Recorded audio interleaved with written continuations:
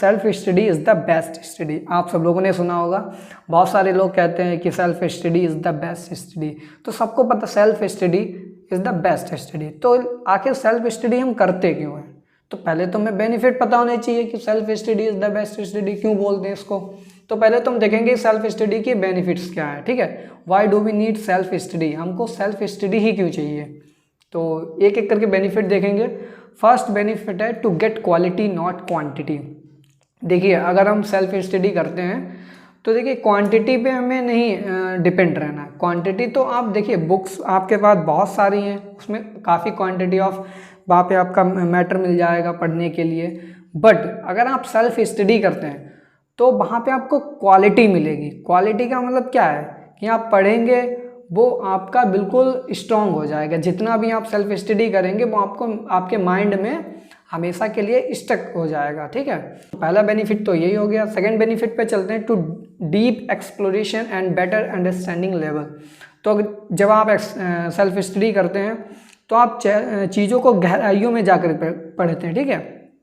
तो वहाँ पे आपको बहुत सारी ऐसी चीज़ें मिलती हैं जो आपने अभी तक क्लासरूम में नहीं मतलब एक्सपीरियंस की होंगी कि ऐसा भी होता होगा, ठीक है। सर ने बोल दिया, वो तो थ्योरेटिकली सर ने बोल दिया बुक्स में जो लिखा है, बट आप जब सेल्फ स्टडी करते हैं उसके अंदर जाते हैं कि आखिर लिखा क्या है, ठीक है।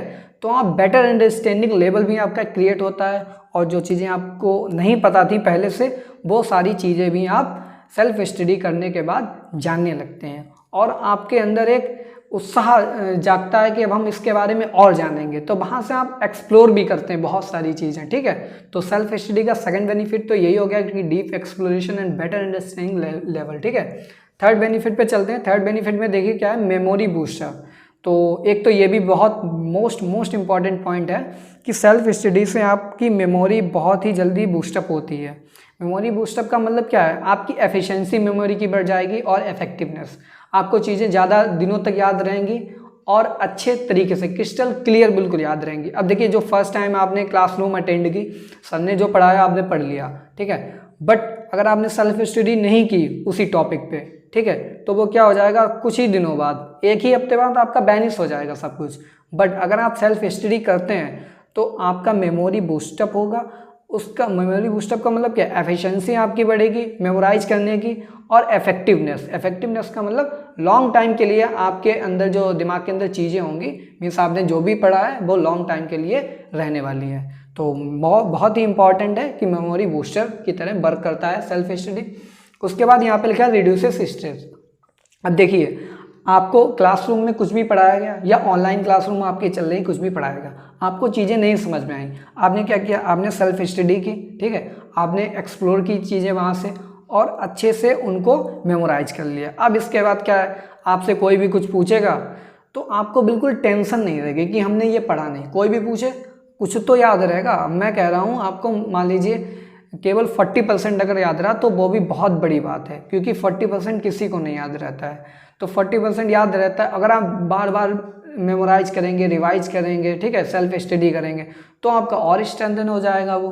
तो एक तो यहाँ पे स्ट्रेस रिड्यूस करता है सेल्फ स्टडी। तो आप सेल्फ स्टडी कर लेते हैं तो आप बिल्कुल स्ट्रेस फ्री हो जाते हैं कि हमने ये चीज़ें पढ़ रखी हैं। तो आपको टेंशन भी नहीं होती कि अगर रैंडमली कोई आपका टेस्ट ले ले तो आप वो भी दे सकते हैं। ओके, तो ये बेनिफिट हो गया सेल्फ स्टडी का। उसके बाद है कॉन्फिडेंस बूस्टर। और जब आपका बिल्कुल स्ट्रेस फ्री हो जाते हैं तो आपके अंदर से अपने आप ही कॉन्फिडेंस आ जाता है, तो आप बहुत ही कॉन्फिडेंट हो जाते हैं। अरे मुझे तो आता है, आप पूछिए, कुछ भी पूछिए। और यही कॉन्फिडेंस हमको थ्रू आउट द सेशन चाहिए, क्योंकि बोर्ड्स के लिए कॉन्फिडेंस लेवल बहुत हाई होना चाहिए। आप 10th में, आप 12th में हैं, नो मैटर, बट अगर आप बोर्ड के एग्ज़ाम दे रहे हैं तो आपके पास कॉन्फिडेंस लेवल काफ़ी अच्छा होना चाहिए। ये नहीं कि आपसे कोई क्वेश्चन पूछे कि बेटा आपने ये टॉपिक पढ़ा है, हमको ये क्वेश्चन बता दीजिए, तो आप क्या सोचेंगे, अरे यार पता नहीं क्या पूछ लेगा, ये हमें आता होगा या नहीं आता होगा। डजेंट मैटर, आपका कॉन्फिडेंस अगर हाई है तो आप तुरंत बोलेंगे अरे सर पूछिए, आपको क्या पूछना है, मैंने तो ये पढ़ा है। अगर नहीं भी पढ़ा तब भी आप कहिए अरे हमने पढ़ा है, पूछिए। तो एक ऐसा कॉन्फिडेंस आपके पास होना चाहिए। और वो कॉन्फिडेंस कहाँ से आएगा, जब आप सेल्फ स्टडी करेंगे। तो याद रखिएगा, लॉकडाउन के दौरान आपको सेल्फ स्टडी करनी है। और कौन करेगा, आपको करनी है, ना कि आपके टीचर्स कर पाएंगे। आपके टीचर्स केवल फॉर्मेलिटी अदा करेंगे क्लासरूम में, ऑनलाइन क्लासरूम जो भी चलेंगी, बट सेल्फ स्टडी आपको ही करना, चाहे क्लासरूम फिजिकल हो चाहे ऑनलाइन हो, सेल्फ स्टडी आपको बिल्कुल ही नहीं छोड़नी है, ठीक है। और सेल्फ स्टडी करनी कितनी है, रेगुलरली आपको 5 to 6 और करनी है। अगर आप क्लास 12th में हैं, अगर आप क्लास 10th में हैं तो आप 4 to 5 आवर डेली रेगुलरली आप सेल्फ स्टडी करिए।